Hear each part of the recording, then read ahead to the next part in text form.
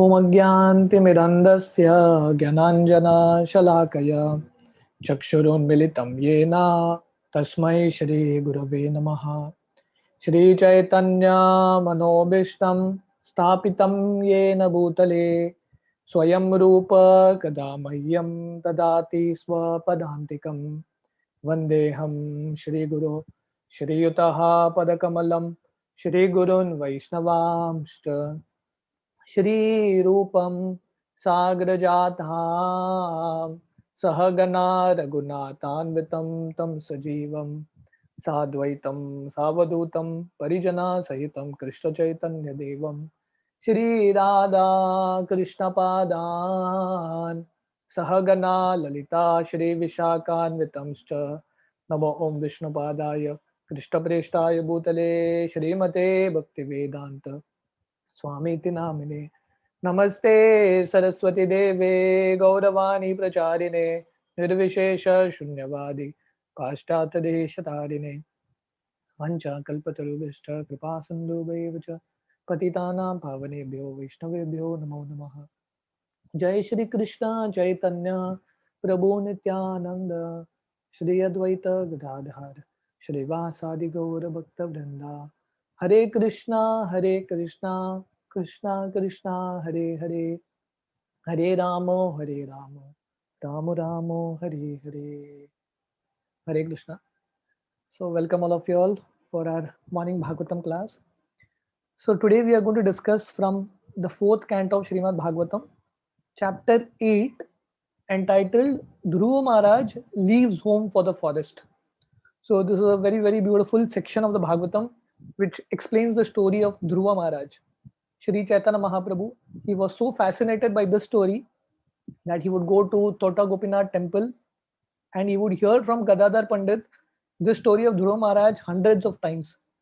So this is how so much ecstasy and joy Sri Chaitanya Mahaprabhu, who is the Supreme Lord himself, got by hearing this pastime of Dhruva Maharaj.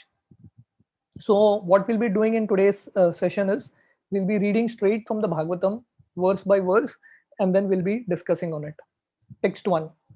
Maitreya uvacha sanakadya naradascha ruborhamso runiryati naite grahan brahmasuta hi avashyan urdhvaretasa. So this translation, the chapter begins like this. The sage Maitreya said, the four great Kumaras headed by Sanaka as well as Narada, Ribu, Hamsa, Aruni and Yati, all sons of Brahma, did not live at home but became Urdhvareta or Naishtika Brahmachari, unadulterated celibates. So here the discussion is between Maitreya Rishi and Vidura. So Maitreya Rishi, after explaining the entire story of Daksha and how Sati, leaves a, leaves her own body, and the entire story of how Shiva gets pacified, he comes to the story of Dhruva Maharaj. But before he gets into the story of Dhruva Maharaj, he explains how uh, the other sons of Brahma, headed by the four Kumaras, Narada, Rubu, Hamsa, and the others, these sons of Brahma decided not to get married. They decided to continue as Naishtika Brahmacharis. So Brahma wanted to create progeny, but these particular children decided to remain as Brahmacharis. So Prabhupada explains in the purport that the system of Brahmacharya is there right from the birth of Brahmaji. It is not a new system. So there is a section of male population who decide not to get married, not to waste their semen, and they become Urdhvareta. Urdhvareta means their semen, which is preserved, goes to the brain and they can perform wonderful work. So if you study history of personalities who have actually done great service and have done great wonders, many of them have been brahmacharis. Because when you control the sex urge and the semen, the duration of life increases, memory increases, and one can perform wonderful work. So here are examples of certain brahmacharis right from the time of creation. The four Kumaras, Sanag, Sanandan, Sanat Kumar, and Sanatan, as well as Narada and others. Prabhupada explains here the word Naite Grihani Avashan. They did not live at home. What does it mean? So it means that Home here refers to a wife. So that means if a sannyasi or a brahmachari is living in a house, that is not considered to be a home. Right? Like in modern day, there are so many ISKCON devotees who live in houses, who live in temples, in a structure, but these structures are not considered home. Home means where there is wife and children. So these particular children of Brahmaji decided not to get married, and therefore Brahmaji wanted to create progeny through other children. Now, before explaining the the family of Dhruva Maharaj, which is a very very pious family, Maitreya Rishi first explains the impious family, just to contrast Dhruva Maharaj's family with the impious family. So, what is this impious family? The family of Adharma. Text 2. Mrisha dharmasya parasyashid dambam mayam cha shatruhan asuta mitunam tattu niritti jagrahe praja. So, another son of Brahma was irreligion. So, just like from Brahmaji, Narad Muni, and the four Kumaras are born. Similarly, it is understood that even irreligion, Adharma, is born from Brahma. So ultimately, everything is a creation of Brahmaji only.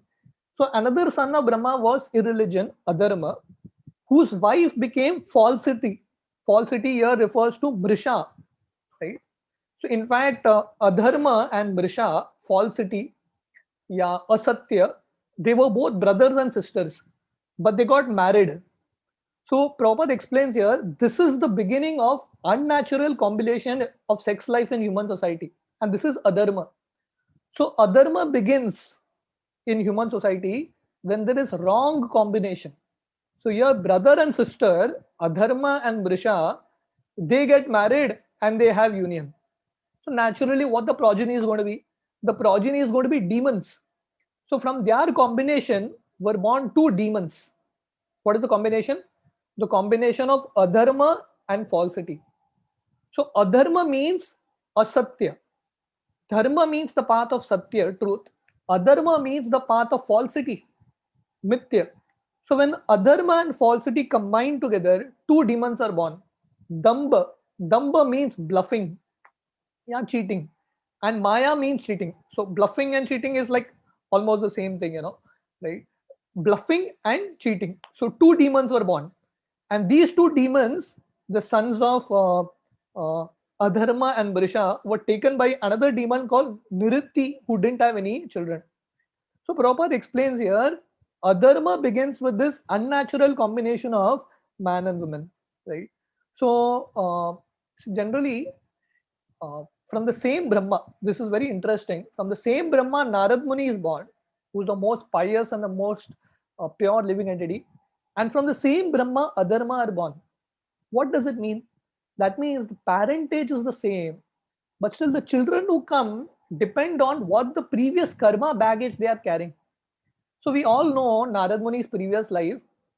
Narad Muni in his previous life, he had come in contact with the devotees of Krishna. Therefore, in this life, he was born as Narada. But here we see that through that same Brahma, who is being born Adharma and the other personalities. So that means the law of karma acts upon us even though someone may be born as the son of Brahma. So Prabhupada writes here, they are born in different capacities according to their karma, even though their father was Brahma, who is an exalted incarnation of the personality of Godhead. So that means even if your parents may be someone like Brahma, not necessarily only demigods are born. Even demons are born depending on what their previous karma is. Text 3. Tayo samabhavalloko nikritischa mahamate tabyam krodascha himsacha yad durukti swashakali. Maitreya told Vidura, O great soul, from Damba and Maya were born greed and nirukti or cunningness. From their combination came children called Krodha and Himsa, and from their combination were born Kali and his sister Durukti, harsh speech. So this is the family of impious people, the family of Adharma. Adharma and falsity combined together, and their two children are Damba and Maya. Right? And from the combination of Damba and Maya were born greed, Lobha, and Nikriti. Nikriti means cunningness. So when cheating is there, what happens? Naturally, you want more. So therefore, this principle of gambling is basically cheating. Right? So when you engage in gambling or cheating, your greed increases, Lobha. And because of greed, what happens? You become very cunning. Just like Duryodhan in the Mahabharata war, he's so cunning, very, cunning like a jackal. So cunningness comes. So when Lobha and cunningness comes, Nikriti, from their combination comes anger, Krodha, and Hinsa, envy. So this is the family of Adharma only, anger and envy. And from the combination of anger and envy, Kali is born. Kali means quarrel, right? So when you have desires for lobha, for greed, when you have desires to cheat others, when you get angry, then there is fight, and because of fight, there is durukti. Durukti means harsh speech. Right? So, and from the combination of Kali and Durukti, that means fight, quarrel, and harsh speech, the children were born named Mrityu, death, and Bhiti, fear. And from the combination of Mrityu and Bhiti came children called Yatana and Niraya. This is text 4. Durukto kalir adhata vayam mrityum cha sattama tayoscha mitunam jagge yatana nirayastata. So this is the family of Adharma, right? So from the combination of Kali and hard speech, death comes, fear comes. And when there's death and fear, naturally there is Yatana. Yatana means excessive pain. And then Niraya. Niraya means hell. So this is the family of Adharma, right? And it all starts with what? Adharma and falsity combined together. So we'll continue ahead. Text 5. Sangrahena maya kyata pratisargastavaanaga Sri Shruta Vaitat Puma Punyam Vidunoti Atmano Malam. So someone may say, Arey, we are supposed to discuss the life of pious people. Why are we discussing, why is Maitreya Rishi describing the family of Adharma? He explains here, my dear Vidura, I have summarily explained the causes of devastation. One who hears this description 3 times attains piety and all his sinful contamination are washed away. That means Maitreya Rishi is saying here, even by hearing the family of Adharma, what happens? One attains piety. Why? Because when one feels hatred for these qualities, when one hears this from great souls, and one understands that these are qualities of Adharma, these lead to hell, anger, envy, greed, like that. So when one becomes disgusted with all this, then one will advance in spiritual life. So these are called signs of devastation. So when one follows the path of dharma, the basis is goodness and creation takes place. And when one follows the path of adharma, devastation takes place. So just by hearing this, so therefore anything that comes in Bhagavatam ultimately leads to our own purification. As Srila Prabhupada explains here, Chaitanya Mahaprabhu's philosophy is Cheto Darpana Marjanam. Our heart should be freed from all contamination, either through the process of chanting or through hearing Bhagavatam. Right? So that's how he explains the family of Adharma. Now from text 6, he explains the pious family of Swayambhu Manu. Atata kriyate vamsham punya krite kurudvaha swayambhuvasyapi manor harer amshamsha janmana.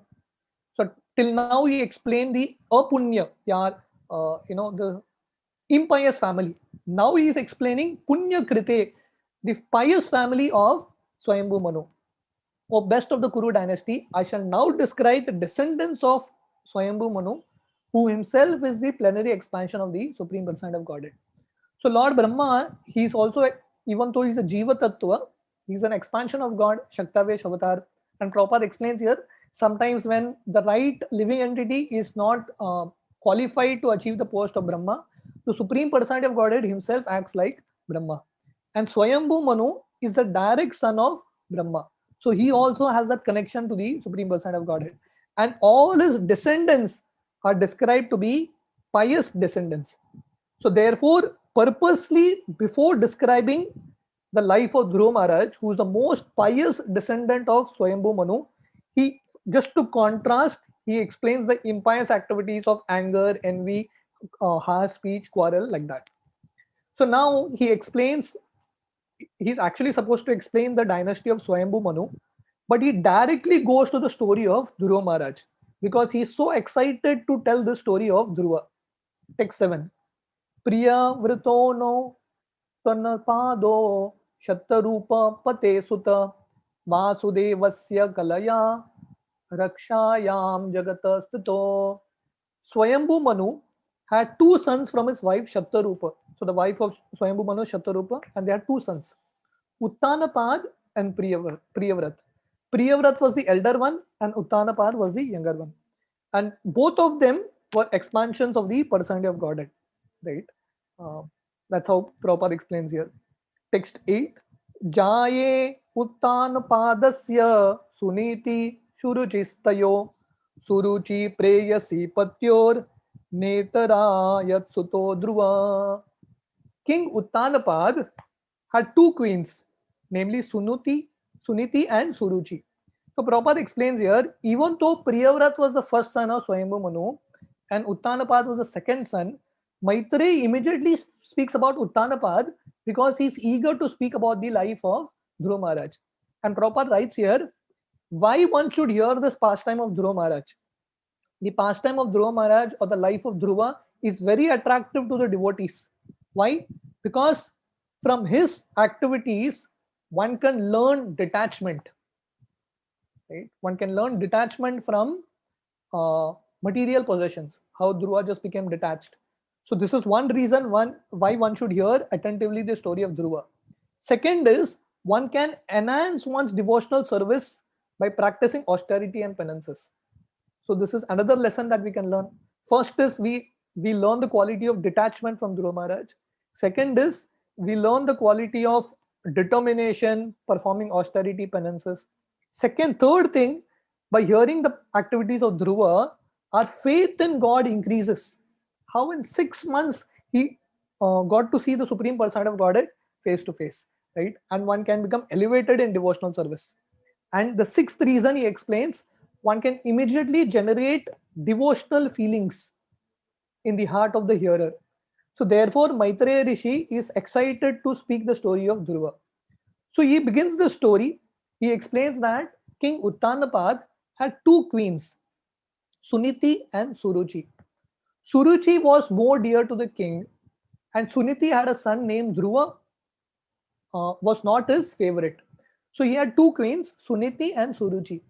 From Suruchi, he had a son called Uttam, right? And then from Suniti, he had a son called Dhruva. So for Uttanapad, he was more attracted to Suruchi. So here, Suniti and Suruchi, what does it mean? Niti means morality, and Ruchi means the pleasures of this world. So Dhruva Maharaj, Uttanapad, the father of Dhruva, his problem was he was more attracted to the pleasures than to morality. Just like in the Ramayana, you have the story of Dasharath Maharaj. Dasharath Maharaj was more attached to Kaikeyi because of the beauty of Kaikeyi than Kaushalya. So when one is more attached to pleasures, one definitely commits offenses to great souls. Text 9.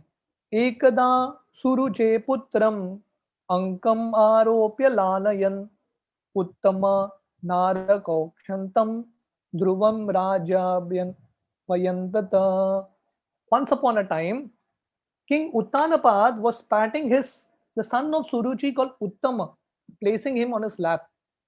Dhruva Maharaj was also trying to sit on the lap of the king. So this is the story, how it begins. We might have heard this story many times in our childhood. I remember in my childhood, our grandmother would practically regularly tell the story of Dhruva Maharaj. So the story begins like this. One time, King Uttanapad was sitting on his throne, and his son Uttama, who was the son of Suruchi, the wife he was most attached to, Uttama was sitting on the lap of Uttanapad, his father, and Uttanapad was patting him, giving him a lot of love.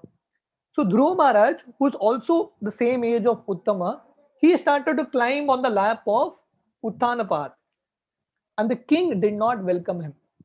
So Prabhupada writes here, the king actually was affectionate to both Uttama and Dhruva.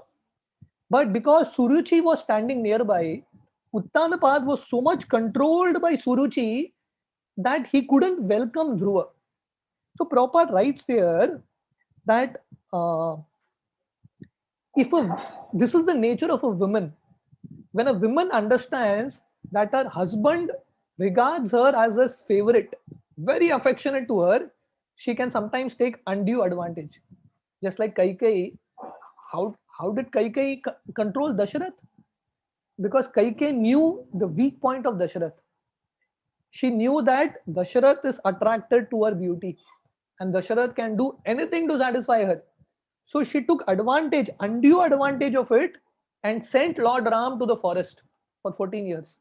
Similarly, here, Suruchi, because she's very intelligent, so women have this sixth sense basically. Right? So because she is highly intelligent, Suruchi could understand that Swayambhu Manu is under my control. She started to manipulate Uttanapad. She started to manipulate Uttanapad. And she was just looking at Uttanapad in such a way, Uttanapad was scared to take Dhruva on his lap, even though he wanted to. Right? So this is the nature when we are controlled by someone. So our control of our life, we should never give it in the hands of someone else. So this is the lesson even here, and this is the lesson even from the story of Dasharath and Kaikeyi. Right? So we'll read text 10. Tata chikirshamanam tam sapatnyastanayam dhruvam suruchi shranvato ragya shresham ahati garvita. So while Dhruva Maharaj was trying to get on the lap of his father, Suruchi became so envious. More than envy for Dhruva, it was envy for the mother of Dhruva, Suniti. So among co-wives, there is always this feeling of envy that is there, right? So she became so envious towards Dhruva Maharaj because Dhruva represented Suniti. With great pride and hatred, she started to speak. So we saw here in the previous part how the family of Adharma is pride, harsh speech. So she's using exactly that. Even though this is a family of Dharma, Swayambhu Manu's family, even in such a family, negativity starts to seep in. So Kali can actually enter through any place. Here, through this family, Kali actually enters, and there is dissent that is created here. And in the Ramayana, we see that when Mantra enters Ramayana and she poisons the mind of Kaikeyi with envy, she also commits a great offense to Lord Ram. So in this way, she starts to speak very harshly. And what does he speak? Text 11. Na vatsa ripate dishnyam bhavan ardom arhati na grihito maya yatvam kukukshva api nripatmaja.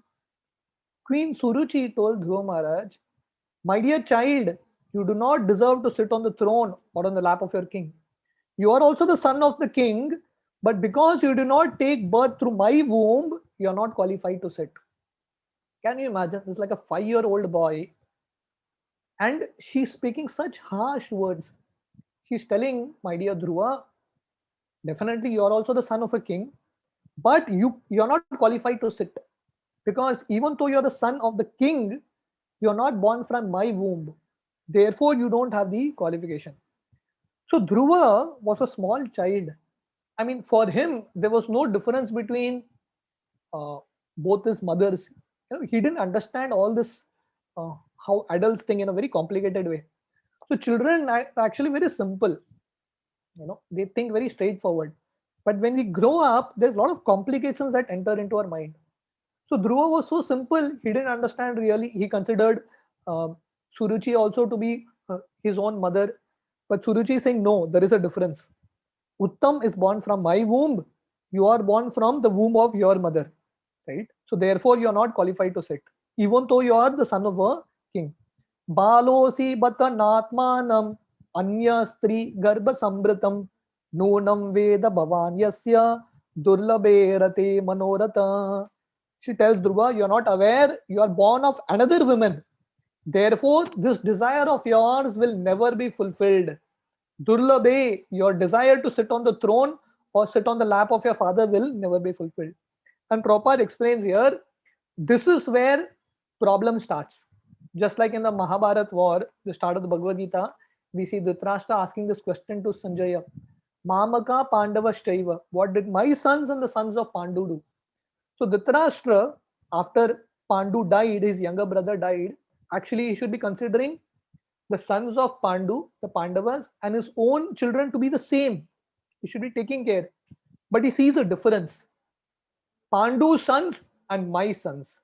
Because mentally he sees this difference, therefore there is a clash that happens. So similarly here, Suruchi, she points out the distinction to Dhruva. Even though Dhruva was so small, he didn't understand any distinction. She pointed out, no, there is a distinction. And this statement shows the pride of Suruchi. She had so much pride and so much envy. She's telling Dhruva, no, you can't sit on the lap. Whatever you try, it will not be possible. So then how does one, so someone may say, okay, if Dhruva can't sit on the lap of Uttanapad, when he will be able to sit? She explains in the next verse, Tapa ashradya purusham tasyaiva anugrahena me garbe tvam sadayatmanam yadi chasye nirpasanam. He says, if you at all desire to sit on the throne of the king, first you must undergo austerities. Satisfy the Supreme Person of Godhead, Narayan, worship him, and then die, take next birth again through my womb, and then you will be able to sit. I mean, she's so envious of her co-wife that she's telling little Dhruva, you go and die. You die, when you take birth again through my womb, only then you can sit. So this is how cruel she was to a 5-year-old Dhruva. I mean, her enmity was actually with actually there was no question of enmity only, but still, if she considered Suniti to be her enemy, what was the problem of hers with Dhruva? But she's venting her anger and envy through Dhruva. So she's telling Dhruva, you go and die, worship the Supreme Person of Godhead, and then you give up this body and take birth again through my womb. Maitre uvacha Matu sapatnya sadurukti vidya swashan rusha danda hato yatahi hitva mimanstam pitaram sanvacham jagama matu parudan sakashman. Maitreya Rishi continued, my dear Vidura, as a snake, when it is struck by a stick, breathes very heavily, Dhruva Maharaj, being struck by the strong words of his stepmother, began to breathe very heavily due to anger. And when he saw that his father was silent, he did not protest. He immediately left the place and went to his mother. So here we see how Uttanapad, even though he knows what Suruchi is doing is wrong, he completely knows it. But because he is controlled by Suruchi, he doesn't want to offend Suruchi. He is so attached to Suruchi, he feels that if I tell something, she will leave me and go. So his choice was Dhruva or his wife Suruchi. And because he was attached to Suruchi, he couldn't say anything. Silence. Just like in Ramayana, when Kaikai in front of Dasharath tells Lord Ram, Dasharath has told you to go to the forest for 14 years. Dasharath is quiet. Dasharath, he tells Lord Ram, don't follow your mother. But he is not in a position to actually do anything. Why? Because he is controlled by Kaikai. So similarly here, Uttanapad, who is such a powerful king, is controlled by Suruchi. In Bhagavatam, in the 10th canto, you have the story of Muchukunda. So we all know Lord Krishna goes in this cave and Muchukunda kills Kalayavan, and then Lord Krishna delivers Muchukunda. Muchukunda offers very beautiful prayers. And one of the prayers he explains, just see how material energy is so strong that a powerful king is controlled by his queen. Even though the king is so powerful, he go and conquers so many lands, but he's controlled by a queen. So here we see here Uttanapad is silent. He's seeing such a big offense being done, that too to a 5-year-old child, but he's quiet. And when Dhruva sees this, first he hears the painful words of his stepmother. The first time, as a child is exposed to the realities of the world. Generally, all these things, when you grow up, you understand. But Dhruva, as a 5-year-old child only, is exposed to this. And he is all the more pained when he sees that his father is quiet. That pains him so much. Dhruva hissing like a snake. Dhruva is so angry because there is Kshatriya blood in him. He's so angry, hissing like a snake. He runs to his mother. Right? So this is how Dhruva actually reacts to this entire situation. Text 15. Tam nishwantam smuridharostam sunutir utsanga uduya balam nishamya tatpora mukam nitantam savivayate yat gatitam sapatnya. When Dhruva Maharaj reached his mother, Suniti, his lips were trembling in anger and he was crying very grievously. So we all can put ourselves in the foot of Dhruva Maharaj and understand his situation. He was so pained, a 5-year-old boy. So for a 5-year-old boy, the lap of his father represented everything for him. So what does everyone look for? In this world, we are all looking for affection, love, being welcomed, being accepted. But his own father, who Dhruva was really counting on as his shelter, as his support, as his love, his own father has rejected him in a cold look. So Dhruva is so pained. He is in anger, he is in frustration. So all these emotions are churning in him. There is anger also, there is frustration also, there is sadness also. He's completely confused because he is not able to comprehend how people can be so complex in this world. So the nature of this world is people are so complex. And what was Dhruva's fault? I mean, he didn't do anything to Suruchi, but still she was envious. Just like in the Mahabharata it is explained, Yudhishthir Maharaj was Ajata Shatru. He didn't have any enemies, but still people were envious and wanted to kill, wanted to destroy Yudhishthir. So similarly, Dhruva, as a 5-year-old boy, all his circuits are not working at all. He's not able to fathom how people can act like this. And he goes to his mother running, and Suniti, she lifts up Dhruva, puts him on her lap.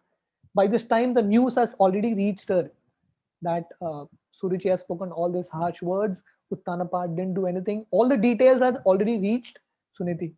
And Suniti is also greatly pained. How can a woman do this? She can speak this to me. Why did she have to speak this to little Dhruva? Text 16. Sotsrijya dhairyam vilalapashoka davagnina dhavalateva bala vakyam sapatnya smarati saroja shriyadrisha baspa kalam uvaha. This incident was unbearable to even Suniti. See, Suniti, this was not something new in her life. She has always been neglected by Uttanapad. Just like Kaushalya, she has always been neglected by Dasharath Maharaj. Similarly, Suniti was always being neglected by Uttanapad. And she was very patient. Just like the Mahabharata the Ramayana explains, Kaushalya, when she was being neglected by Dasharath, she very patiently tolerated everything and she used those opportunities to take shelter of Krishna. She didn't complain, she didn't object, she didn't go and fight. Similarly, Suniti very patiently tolerated everything. She was very dhairya. But this incident of her son being insulted like this, was unbearable to even the patience of Suniti. And she started to burn like a forest fire. Just like in a forest fire, all the leaves get burnt and dried up. So similarly, Suniti's heart became like a burnt up leaf. Her face, which was so beautiful, became completely dry, like a burnt flower. And with tears in her eyes, she started to speak. And Prabhupada explains here that this is the nature of this world, that you know padam padam yad vibadam na tesham. We don't know at what moment difficulties will come, right? And at what moment a face that is actually smiling and very beautiful can wither up and completely dry up. This is the nature of this world. So Suniti starts to speak, and this speech of Suniti shows her maturity, right? Like Srila Prabhupada explains in one of the purports, who's a great man? The greatness of a person is estimated by one's ability to tolerate provoking situations. So here, this is one of the most provoking situations. Suniti has been provoked many times. She's tolerated everything. But this was the height of everything. Her son being insulted like this. And she is practically helpless. But the words that she speaks here is actually words of wisdom. The words of all the austerities and all the realizations that she's gathered. So she starts to speak, text 17. Dirgam Shwashanti Virginasya Param Apashyati Balakam Aha Bala Mamangalam Tata Pareshu Mamsta Bhunkte Jano Yat Para Dukkadastat. Even though she is also breathing, and she did not know the remedy to the painful situation. So, many times we go through situations in life which is very painful, and there is no remedy to it. The only remedy is to tolerate. Matra sparshastu kaunteya shitoshna sukha dukkada agama paino anityas tam titikshasa bharata. Tolerate. So similarly, she didn't find any remedy to this. So not finding any remedy, she started to tell her son, my dear son, don't wish anything inauspicious for others. I know what you're going through. I know in your mind you may be cursing your stepmother, but don't do it. Control. Don't wish anything inauspicious for others, because anyone who inflicts pain upon others, he himself will suffer pain in due course of time. So she tells you, don't worry about your stepmother. What she has to go through, she will go through. You don't have to start cursing her. You don't have to start getting revenge fantasies. You don't have to get into all that. Let's not do it, because that is not the sign of maturity. So many times when people commit injustice towards us, we are always in the mood of seeking revenge. But here, because Suniti, as I told you, means someone who has good intelligence. So because she has good intelligence, she is giving good counsel to Dhruva. She tells Dhruva, please don't wish anything inauspicious for others. Like Bhaktisiddhanta Saraswati, he has a very famous quote. He says, one should wish the greatest good for one's worst enemy. So this is like the actual very high level thinking of a devotee. So she tells Dhruva, let's not wish for anything ill for your stepmother. Text 18.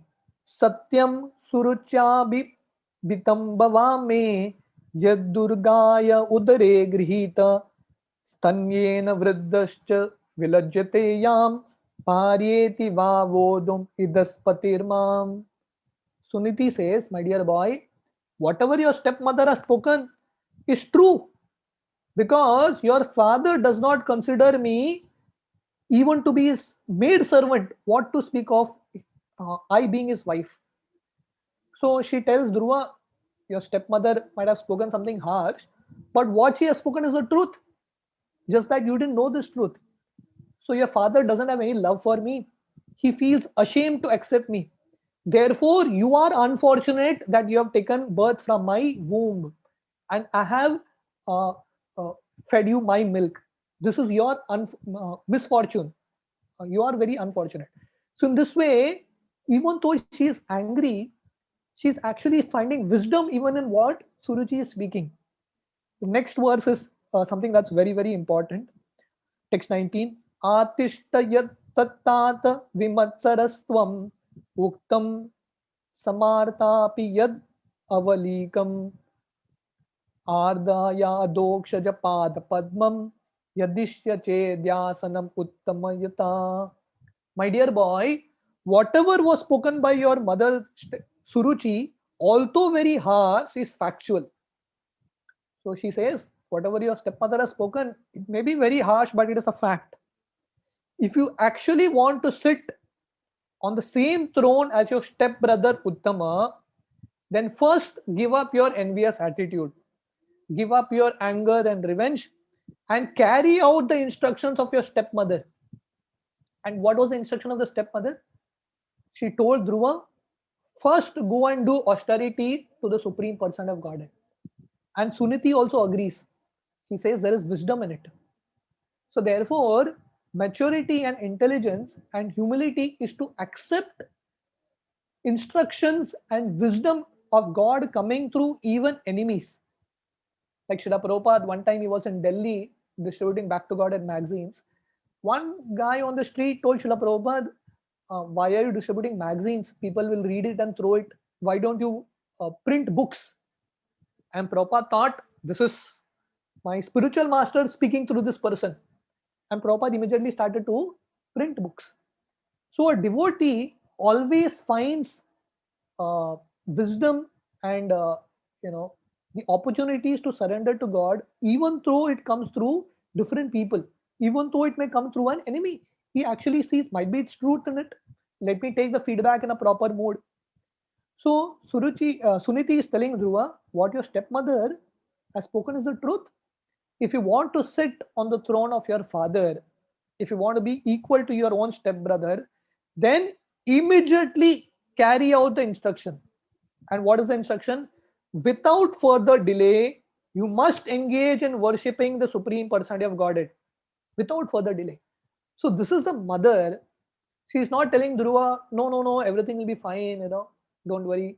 She in fact tells Dhruva, immediately go to the forest and go and worship the Supreme Person of Godhead. So it apparently may appear that his mother is very cruel. Which mother will send a 5-year-old boy to the forest? But she tells Dhruva, if you want your desires fulfilled, I know only one way. Worship the Supreme Person of Godhead without delay. Artist, just execute. So this is a very important instruction for all of us, right? So we should be able to take up to the process of bhakti with a sense of urgency, without delay. Therefore, Krishna in the Bhagavad Gita, when he says Sarvadharman Parityajya Mamekam Sharanam Vraja. So Srila Prabhupada translates it as just abandon all varieties of religion and just surrender unto me. So this word just means do it immediately. So Suniti is telling Dhruva, even though your stepmother has spoken harsh words, actually what she has spoken is a fact. Because without the favor of the Supreme Person of Godhead, one cannot achieve success in any endeavor.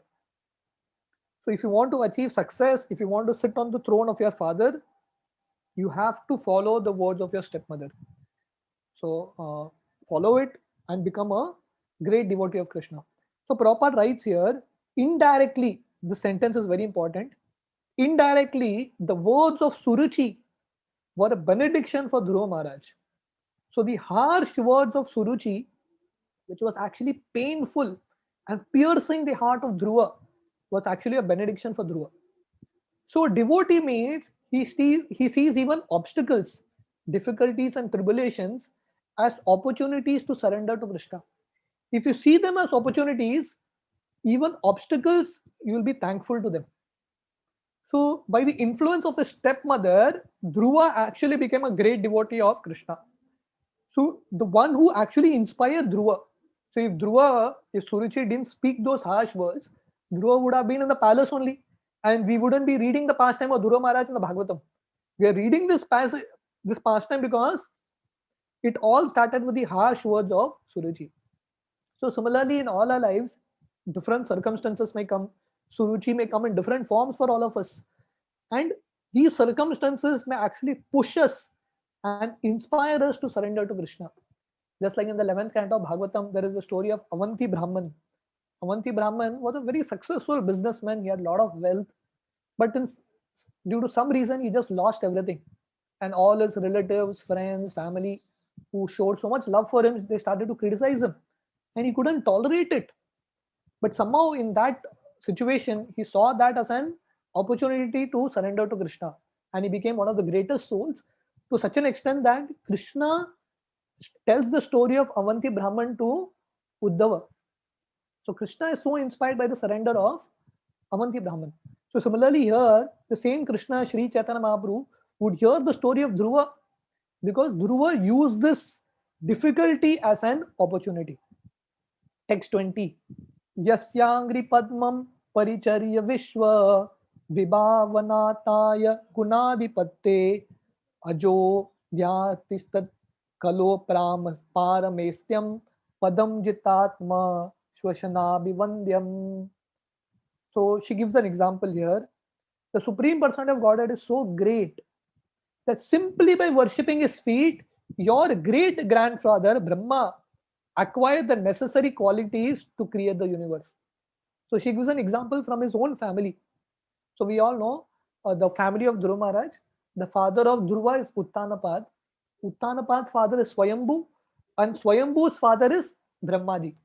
So Brahmaji happens to be the great grandfather of Dhruva Maharaj. So Suniti is giving this example. Just see your great grandfather. He became the secondary creator of this universe because he worshipped the feet of Krishna. So if you read the third canto of Bhagavatam, we will see this, that because Brahma worshipped Krishna, he got the intelligence to create and he became so successful in creation. So similarly, she tells Dhruva Maharaj, if you want to become successful, this is the only way, right? Worship Krishna. And he gives the next example. She gives the next example in the next verse. Text 21. Tata manurva bhagavan pitamaho yan ekamatya puru dakshinermake ishtva bibhede duravapamanyato bhuman sukam divyam atapavargyam. Your great grandfather Brahmaji worshipped Krishna and he became successful. Similarly, your grandfather Swayambhu Manu executed great charities, did sacrifices with unflinching faith and devotion in God and satisfied the Supreme Personality of Godhead.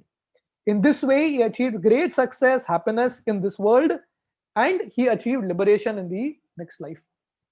So she tells Dhruva, you have two examples in your family only. The example of Brahma and Swayambhu Manu. Both of them became super successful and both of them achieved liberation and became great devotees of Krishna because they surrendered to Krishna. So please do this. So Prabhupada explains here, success in life means happiness in this life and liberation in the next. So happiness in this life, everyone wants it, and everyone wants liberation in the next. But both is possible by only surrendering to Krishna. Such success is achieved only by the mercy of Krishna. The word ekamatya means concentrating one's mind on the Lord without deviation. So in order to achieve such success, one needs one pointed focus. Just like Lord Brahma before creation, he sat and did tapasya for thousands and thousands of years. And then he achieved the mercy of Krishna and then he could create. So she tells Dhruva, if you want to achieve the grace of God, just surrender unto him without deviation. So Prabhupada explains here, ekamatya means without surrendering to anyone else. Ananya bhak, unmotivated, pure devotional service. And here other source, here she tells here anyato. Anyato means you don't have to waste time surrendering to demigods, just surrender to Krishna. So if anyone wants happiness, one should surrender to Krishna without deviation. Akama sarva kamo va moksha kama udaradi tivrena bhakti yogena yajeta purusha param. So the Bhagavatam explains whether you have any desires, no desires, desires for liberation, in any condition, the solution is only one. Just surrender to Krishna. Text 22.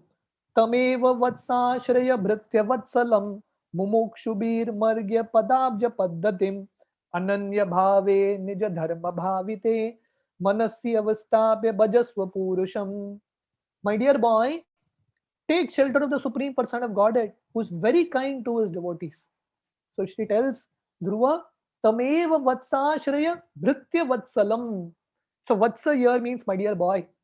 So my dear boy, my dear vatsa, take ashray of bhritya vatsalam, of the Supreme Person of Godhead, who is very kind to his devotees. So Prabhupada explains a very beautiful point here, a very beautiful sentence. So Suniti, she is telling Dhruva, you came to me crying because your stepmother insulted you, but I am unable to do good for you. You are wanting love, but please know that Krishna is most merciful. I may give some love to you, but the combined kindness of Krishna is equal to millions of mothers like me. So you are expecting love and affection. That's what Dhruva wanted. And that's what all of us want in life. So Suniti, she's telling Dhruva, she's not telling Dhruva, don't worry, I will fill your heart with love. She's telling Dhruva, I can give you love definitely, but my capacity to give love and affection is very limited. But if you go to Krishna, his love is equal to millions of mothers. So his love can surpass everyone else. And he can mitigate one's misery. So this should be the faith that all of us should have. And if you want to experience real affection in life, the only option is surrendering to Krishna. Tameva vatsashraya bhritya vatsalam, taking ashray of Krishna. Because Krishna is very, very kind to his devotees. And she tells Dhruva, even people who seek liberation, mumukshabir margya padam ja paddatim. If you want love, affection, you go to Krishna. If you want liberation, you go to Krishna. So just surrender to Krishna. And how one should surrender? Ananya bhave nija dharma bhavite. While carrying on your activities, remember Krishna. Just like in the Bhagavad Gita, Krishna says, Ma manusmara yuddhacha. Think of me and fight. Just like when Chaitanya Mahaprabhu went on the South Indian tour, there was one particular Brahmana who was a Grahastha. He wanted to give up everything and surrender to Chaitanya Mahaprabhu. Wanted to join him full time. Chaitanya Mahaprabhu told him, no, sthane sthita shutigatam tanuma manobi. Wherever you are, think of me. So this is the process. Ananya bhave nija dharma bhavite. As we are continuing all our various duties, as we continue all our various occupations in whatever field we have, someone is a brahmachari, someone is a grahastha, someone has duties in office, housewife, whatever we are doing, it doesn't matter. How we should do our duties, ananya bhave, in devotional service. So if we surrender to Krishna while doing our devotional service, becoming purified by executing your allotted occupation, just situate the Supreme Person of Godhead in your heart without deviating for a moment. Always engage in his service. So here, Suniti is not telling Dhruva, go and engage in karma kand, go and do ashtanga yoga. She's not telling all that. She's telling Dhruva what you can do, perform bhakti yoga. That's what she is advising. So Prabhupada explains here, this is a special significance of bhakti yoga. Even a 5-year-old child can do it. So here the stress is on bhakti yoga. There is no need to do karma kand, worship demigods. There is no need to perform ashtanga yoga, jnana yoga. Everything can be attained simply by approaching the Supreme Person of Godhead. As soon as one places the Supreme Person of Godhead within one's heart, everything becomes easy and successful. Devi Hesha Gunamayi Mama Maya Duratyaya Mamevaya Prapadyante Maya Metam Tarantite. So Krishna explains in the Bhagavad Gita, Maya is very difficult to overcome, but one who surrenders unto him can very easily overcome Maya. We will read one more verse and then we will stop for today. Text 23. Nanyam tata padma palasha lochanat dukkha chidam te mrigayami kanchana yo mrigyate hasta grihit padmaya shriyeyater anga vigramyamanaya. My dear Dhruva, as far as I am concerned, I do not find anyone who can mitigate your distress but the Supreme Person of Godhead, whose eyes are like lotus petals. Even demigods like Brahma seek for pleasure of the goddess of fortune, but that goddess of fortune with lotus flower in her hand is always ready to render service to the Supreme Person of Godhead. So she's telling Dhruva, you are in distress. So in distress, please take shelter of Krishna, whose eyes are like lotus petal. So when someone is, you know, walking on a summer afternoon, scorching summer heat, When one comes across a beautiful lake, just imagine you're really exhausted, tired. The heat of the summer of the sun in the afternoon, summer season is very hot. You're exhausted, but you come to a lake, very crystal clear, beautiful lake with a lot of shade, and you see lotus flowers in this lake. How you feel? You feel refreshed. Similarly, she's giving this example. Nanyam tata padma palash lochanat. My dear Dhruva, you are suffering because you have come in this material world and you are experiencing the misery here, you are suffering. So therefore, the solution is the lotus feet of Krishna. Right? So Prabhupada writes here, when a person is fatigued, if he sees a lotus flower, all his fatigue is reduced. Similarly, when an aggrieved person sees the face of the Supreme Person of Godhead, immediately all his grief is reduced. So in this world, just like Dhruva, we are all suffering in different ways. Adhyatmik, Adibhautik, Adidevi Klesh constantly tormenting us. And we're looking for a solution. What is the solution? The beautiful lotus smiling face of Krishna. So for the crying hearts of the people of this world, the solution is the smiling face of Krishna. So Dhruva is crying and Suniti is telling, don't worry. Just go and have darshan of the lotus face of Krishna. When you look at his beautiful smile, his lotus eyes, all your suffering will get mitigated. So this is a very important point here. If you want to get rid of our suffering, this is the advice of Suniti. Suniti means one who has good intelligence. Her advice to all of us through the pastime of Dhruva Maharaj is surrender to Krishna. And lotus flower also means good fortune. So Dhruva wanted the throne of his father. He wanted a post greater than his grandfather. Right? That's what he wanted. He wanted Dhruva Tara. But she's telling here, even Brahmaji, he wants the mercy of Lakshmi Devi, but Lakshmi Devi is constantly there, uh, in the hands of the Supreme Person of Godhead and is rendering service to the Supreme Person of Godhead. Therefore, if you want a post greater than your great grandfather, the only way to get the mercy of Lakshmi Devi is to surrender to Krishna. In this way, she is inspiring Dhruva Maharaj. Whether you are looking for love, affection, whether you're looking for a post, whether you're looking for the pleasures of this world, whatever you're looking for, just surrender to Krishna. Akama sarva kamo va moksha kama udaradi tivrena bhakti yogena yajeta purusha param. Practice bhakti yoga with great intensity. So in the same spirit, Suniti is telling Dhruva Maharaj, just surrender to Krishna. That Krishna who can mitigate all your suffering, that Krishna who mitigated the suffering of Draupadi, of Gajendra, that same Krishna will mitigate your suffering. So therefore, one of the names of Krishna is Madhusudana. Madhusudana means one who can fill our heart with love and sweetness. All our hearts are now filled with so much bitterness and lamentation. When we surrender to Krishna, everything will become auspicious. So she's telling Dhruva, please use this opportunity and surrender to Krishna. So from text 24, we will see how Dhruva Maharaj actually takes up this instruction. So we all get these beautiful instructions from great devotees. But the difference is Dhruva Maharaj immediately acted on that instruction and left the house of his father, left the palace and went to the forest. And how he practices bhakti there, how he meets Narad Muni, we will continue tomorrow morning in our discussion, Sunday morning Bhagavatam. So we'll stop here at this point. Thank you very much. Hare Krishna.